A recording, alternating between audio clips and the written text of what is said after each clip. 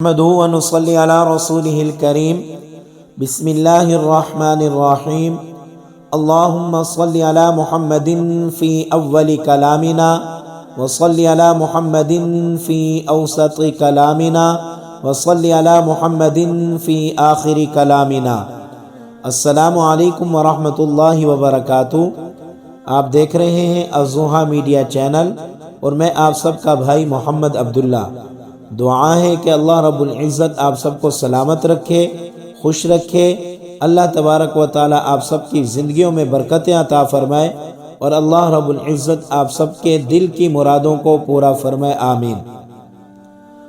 نقش بے معنی میں ایک رنگ حقیقت بھر دیا، نقش بے معنی میں ایک رنگ حقیقت بھر دیا، مرد آہن تو نے ناممکن کو ممکن کر دیا۔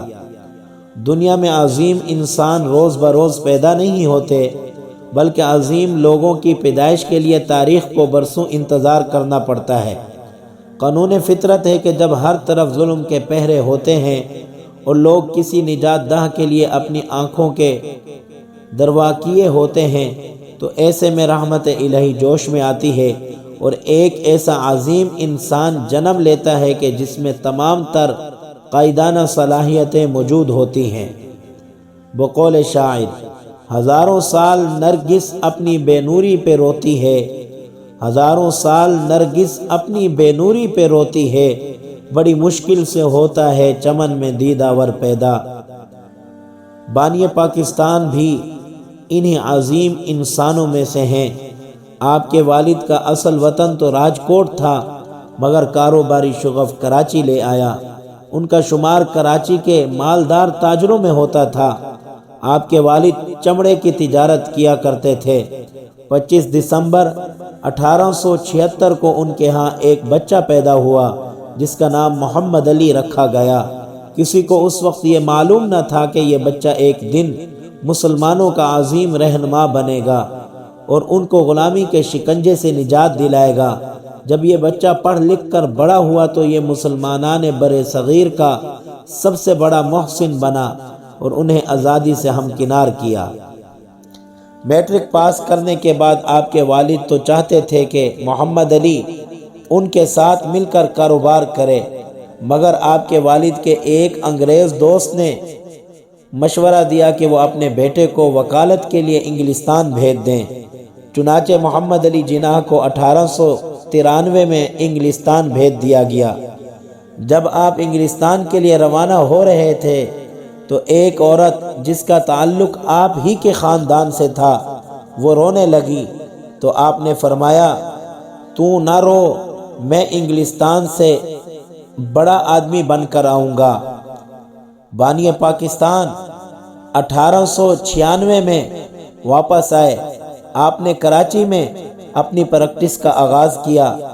آپ نے پہلا مقدمہ اپنے والد کا لڑا جو آپ نے اپنی بصیرت کے بل بوتے پر جیت لیا۔ کراچی میں آپ کی پریکٹس زیادہ نہ چلی، لہٰذا آپ بمبئی چلے گئے۔ وہاں آپ کا شمار چوٹی کے وکیلوں میں ہونے لگا۔ آپ نے بمبئی میں بطور مجسٹریٹ 6 ماہ فرائض انجام دیے۔ آپ کو ایک صوبائی قانون دان جونٹ اولی نے 1500 روپے ماہوار پر بطور جج کام کرنے کی پیشکش کی، مگر آپ نے وہ پیشکش یہ کہہ کر رد کر دی کہ میں جلد ہی اس قابل ہو جاؤں گا کہ ایک دن میں 1500 روپے کما سکوں۔ 1906 میں مسلمانوں کی واحد نمائندہ جماعت کا قیام ہوا جس کا نام آل انڈیا مسلم لیگ تھا۔ علامہ محمد اقبال رحمہ اللہ اور مولانا محمد علی جوہر رحمہ اللہ کے اصرار پر محمد علی جناح نے 1913 میں مسلم لیگ میں شمولیت اختیار کی۔ اس طرح آپ بیک وقت مسلم لیگ اور کانگریس کے رکن تھے۔ اس طرح ہندو مسلم اتحاد کی کوشش کرنا مزید آسان ہو گیا۔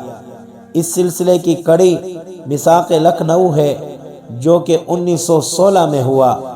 اس معاہدے میں ہندوؤں نے پہلی مرتبہ مسلمانوں کو الگ قوم تصور کیا۔ ان تمام خدمات کی وجہ سے آپ کو ہندو مسلم اتحاد کا سفیر کہا جانے لگا۔ آپ کی عظمت کا اعتراف ہندو بھی کرتے تھے اس کا ثبوت یہ ہے کہ ہندوؤں نے بمبئی میں جناح ہال تعمیر کروایا۔ دنیا کی تاریخ کے لب پر تیری سیاست کے چرچے ہیں، دنیا کی تاریخ کے لب پر تیری سیاست کے چرچے ہیں، تیرے تدبر کی باتیں تیری فراست کے چرچے ہیں۔ 1928 میں نہرو رپورٹ پیش کی گئی۔ اس رپورٹ نے ہندوؤں کی اصلیت کو ظاہر کر دیا۔ آپ اس وقت انگلستان میں تھے۔ آپ فوراً واپس آئے اور بر صغیر میں کئی جگہ جلسے منعقد کروائے۔ بانی پاکستان محمد علی جناح نے 1929 میں اپنے 14 نکات پیش کیے۔ آپ نے مسلمانوں کی آزادی کی تحریک کا بیڑا سنبھال لیا تھا۔ 1930 میں علامہ محمد اقبال رحمہ اللہ نے اپنا مشہور خطبہ الہ آباد پیش کیا۔ اس خطبے میں آپ نے مسلمانوں کی الگ ریاست کا تصور پیش کیا۔ آپ نے پنجاب، سندھ، بلوچستان اور شمال مغربی صوبے خیبر پختونخوا کو ملا کر ایک مسلم ریاست کی تشکیل کی تجویز دی۔ لہذا بر صغیر میں دو قومی نظریہ مزید زور پکڑتا گیا۔ علامہ محمد اقبال رحمہ اللہ کے اس تصور کو آگے بڑھاتے ہوئے چودھری رحمت علی نے 1933 میں اس کو پاکستان کا نام دیا۔ اب مسلمانوں کو ایک ہدف مل چکا تھا۔ انہوں نے اس ہدف کو پائے تکمیل تک پہنچانے کے لیے کوششیں شروع کر دی۔ محمد علی جناح بھی دو قومی نظریہ کے زبردست حامی تھے۔ آپ نے دو قومی نظریہ کی حمایت کرتے ہوئے فرمایا، ہندو اور مسلمان دو الگ اقوام ہیں، دونوں کے عقائد، کہانیاں، ہیروز ایک دوسرے سے مختلف ہیں، لہذا دونوں قوموں کو ایک لڑی میں پرونے کا مقصد بر صغیر کی تباہی ہے۔ علامہ محمد اقبال رحمہ اللہ جانتے تھے کہ قائد اعظم ہی وہ شخصیت ہیں جو مسلمانوں کی رہنمائی کر سکتے ہیں، لہذا آپ نے محمد علی جناح پر زور دیا کہ وہ واپس آ کر مسلم لیگ کی باغ دور سنبھال لیں۔ علامہ محمد اقبال رحمہ اللہ کے اصرار پر محمد علی جناح نے 1934 میں مسلم لیگ کی باغ دور سنبھال لی۔ مسلم لیگ کی قیادت سنبھالنے کے بعد آپ نے آزادی کی جد و جہد کو مزید ہوا دی۔ آپ نے بر صغیر میں مختلف جگہوں پر جلسے منعقد کروائے۔ مسلمانوں کی آزادی کی تحریک پر ہندو نے بہت زور لگایا کہ کسی طرح اس تاریخ کو ختم کر دیں، مگر بانی پاکستان کی بصیرت کے سامنے ٹک نہ سکے۔ بانی پاکستان مسلمانوں کے لیے شبنم کی مانند تھے، جبکہ آپ ہندوؤں اور انگریزوں کے لیے ایک طوفان تھے۔ جسے جگر لالا میں ٹھنڈک ہو وہ شبنم، جسے جگر لالا میں ٹھنڈک ہو وہ شبنم، دریاؤں کے دل جسے دہل جائیں وہ طوفان۔ 23 مارچ 1940 کو لاہور میں مسلم لیگ کا سالانہ اجلاس ہوا۔ اس اجلاس میں قرارداد پاکستان منظور ہوئی۔ مسلمانوں کو آزادی کی کرن نظر آنے لگی اور بر صغیر میں آزادی کی جد و جہد تیز سے تیز تر ہوتی چلی گئی۔ ہندوؤں نے اس جد و جہد کو روکنے کی سرتوڑ کوشش کی، مگر یہ تحریک دب نہ سکی، کیونکہ آزادی کی اس جد و جہد میں اللہ تعالیٰ کی مدد شامل ہو چکی تھی۔ بانی پاکستان نے اپنی قائدانہ صلاحیتوں سے مسلمانوں کو ایک پلیٹ فارم پر متحد کر دیا تھا۔ وہ حقیقی معنوں میں مرد میدان تھے، وہ کسی کے دباؤ میں آنے والوں میں سے نہیں تھے۔ انہوں نے اپنی کوششوں سے علامہ محمد اقبال رحمہ اللہ کے خواب کو عملی جامہ پہنایا۔ پوری قوم کی نظریں قائد اعظم محمد علی جناح پر لگی ہوئی تھی۔ قائد اعظم محمد علی جناح نے بھی پاکستان بنانے کا پکا ارادہ کر لیا تھا۔ چنانچہ 3 جون 1947 کو برطانوی حکومت نے بر صغیر کی تقسیم کا اعلان کیا۔ آخر کار محمد علی جناح کی جد و جہد رنگ لے آئی اور 14 اگست 1947 کو پاکستان دنیا کے نقشے پر نمودار ہوا۔ یہ رمضان المبارک کی ایک مبارک رات تھی، 27 رمضان المبارک کی رات تھی۔ تمام مسلمانان بر صغیر نے سکھ کا سانس لیا۔ بقول حامد علی خان، تیری دانش تیری حکمت تیری ہمت تیرا ایمان، تیری دانش تیری حکمت تیری ہمت تیرا ایمان، نجات اہل ہندوستان حیات اہل پاکستان۔ پاکستان بن گیا تو اس نوزیدہ مملکت کو سنبھالنا بہت مشکل کام تھا۔ آپ نے یہ کام بڑے احسن طریقے سے سر انجام دیا۔ انہوں نے ہندوستان سے آئے ہوئے مہاجرین کے لیے رہائش، خوراک اور علاج وغیرہ کا بندوبست بڑی خوبی سے کیا۔ وہ بہت دور کی سوچ رکھنے والے انسان تھے۔ وہ چاہتے تھے کہ مسلمان ساری زندگی انگریزوں اور ہندوؤں کی غلامی میں ہی نہ گزار دیں۔ وہ مسلمانوں کو آزادی اور زندگی کے ہر میدان میں کامیاب دیکھنا چاہتے تھے۔ کسی شاعر نے کیا خوب کہا، یوں دی ہمیں آزادی کے دنیا ہوئی حیران، یوں دی ہمیں آزادی کے دنیا ہوئی حیران، اے قائد اعظم تیرا احسان ہے احسان۔ پاکستان کے قیام کے بعد قائد اعظم محمد علی جناح کو پاکستان کا پہلا گورنر جنرل بنا دیا گیا۔ آپ نے ملکی مسائل کو احسن طریقے سے سلجھایا، جس سے پاکستان اپنے پاؤں پر کھڑا ہو سکا۔ قائد اعظم محمد علی جناح کو موذی مرض ٹی بی نے بہت کمزور کر دیا تھا۔ آپ ایک پارسی ڈاکٹر سے علاج کروا رہے تھے۔ اس نے آپ کو بتایا کہ آپ کے پھیپھڑے مکمل طور پر ختم ہو چکے ہیں۔ آپ نے اس سے کہا کہ آئندہ اس بیماری کا ذکر نہ کیجیے گا اور نہ کسی کو میرے ایکس رے دکھائیے گا۔ پاکستان کی بہتری کے لیے ہمہ کوشش کرتے رہے۔ جب ان کا جسم اور دماغ تھکن سے چور ہوتا تو اس وقت بھی اہم فعلوں کے مطالعے میں مصروف رہتے۔ قائد اعظم محمد علی جناح کو بچپن ہی سے اسلام کی حقانیت کو تسلیم کرنے کے ساتھ ساتھ آپ صلی اللہ علیہ وسلم کے ساتھ بہت زیادہ پیار تھا۔ انہوں نے نگزان کالج میں صرف اس وجہ سے داخلہ لیا کہ اس کالج کی آئیڈیل شخصیات میں آپ صلی اللہ علیہ وسلم کا نام مبارک شامل تھا۔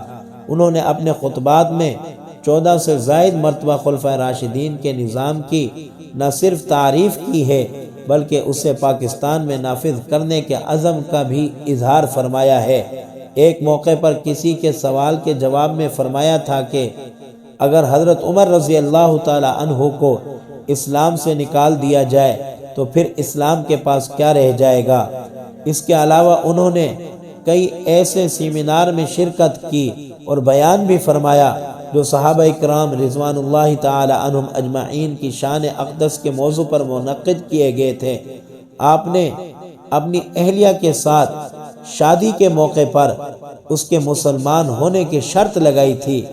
آپ نے اپنی اہلیہ کو جمعیت علماء اسلام پاکستان کے رہنما مولانا شاہ احمد نورانی رحمہ اللہ کے حقیقی تایا جان مولانا نذیر احمد صدیقی کے پاس لے گئے، جنہوں نے آپ کی اہلیہ کو کلمہ پڑھا کر مسلمان کیا اور محمد علی جناح کے ساتھ نکاح پڑھایا۔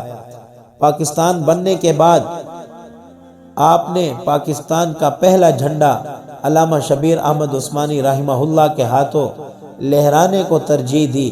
قیام پاکستان کے بعد پہلا جمعہ آرام باغ کراچی میں مولانا شاہ عبد العلیم کی امامت میں ادا فرمایا تھا۔ قائد اعظم محمد علی جناح نے اپنی زندگی کے آخری ایام میں وصیت فرمائی تھی کہ میرا جنازہ جید عالم دین علامہ شبیر احمد عثمانی پڑھائیں۔ آپ نے پاکستان کی ترقی کے لیے سخت محنت کی، جس کی وجہ سے آپ کی صحت خراب ہو گئی اور مسلمانوں کے اس لیڈر اور محسن کو 11 ستمبر 1948 کو اپنے خالق حقیقی کی طرف سے بلاوا آ گیا اور وہ اس جہان فانی سے کوچ کر گئے۔ انا للہ و انا الیہ راجعون۔ ان کی وفات پر ہر پاکستانی سوگوار تھا۔ ان کی وصیت کے مطابق ان کی نماز جنازہ ملک کے جید عالم دین مولانا شبیر احمد عثمانی رحمہ اللہ نے پڑھائی۔ ان کی نماز جنازہ میں ہزاروں افراد نے شرکت کی اور انہیں بڑے اعزاز و احترام سے کراچی میں سپرد خاک کر دیا گیا، جہاں پر ان کا مزار ہے۔ اب ہم پاکستانیوں کی ذمہ داری ہے کہ جس وطن عزیز کی خاطر ہمارے قائد اعظم نے اپنی جان تک قربان کر دی، تو ہم بھی اس ملک کی خلوص نیت کے ساتھ حفاظت کریں اور ہر طرح سے اس کی ترقی کے لیے اپنا بھرپور کردار ادا کریں۔